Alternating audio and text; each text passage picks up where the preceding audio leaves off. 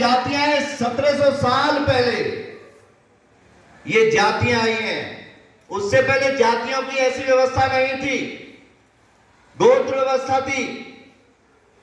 अगर जातियां 10,000 हैं, 100 गोत्र हैं। और वास्तव में मेरा विचार है, अगर ये गोत्र व्यवस्था लागू कर दी जाए और जाति व्यवस्था समाप्त कर दिया जाए तो देश की आधी समस्याएं समाप्त हो जाएगी। क्योंकि इस गोत्र में जो ब्राह्मण है वह ब्राह्मण में भी वह गोत्र है, वो वणिक में भी गोत्र है, वो सरदार में भी गोत्र है, वो चर्मकार में भी गोत्र है, वो दलितों में भी वही गोत्र है, वो जो है एक वाल्मीकि में भी वो गोत्र मिलेगा।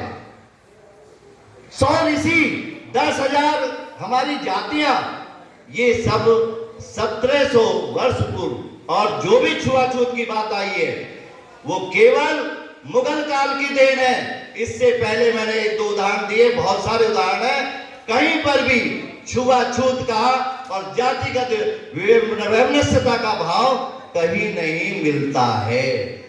तो दोस्तों, ये जो सामाजिक समरसता का भाव, जब तक हम ये जो आजकल जो चल रहा है, जो विघटनकारी शक्तियां हैं, देश विरोधी शक्तियां हैं, सनातन धर्म, वैदिक धर्म विरोधी जो शक्तियां हैं, आज देश में अनेक राजनीतिक कारणों से और अन्य कारणों से हमारे समाज में कहीं जातिगत, कहीं भाषागत, कहीं क्षेत्रगत, ये सारे विवाद पैदा करके इस देश की सामाजिक समरसता को समाप्त कर देना चाहते हैं।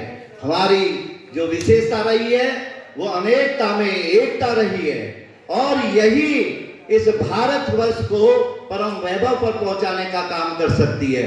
तो हमें सब मिलकर के उन्हें पहचानना होगा और अपनी जो भारत की जो आत्मा है, अनेकता में एकता, इस सूत्र को हमें बनाए रखने के लिए प्रयास करना होगा।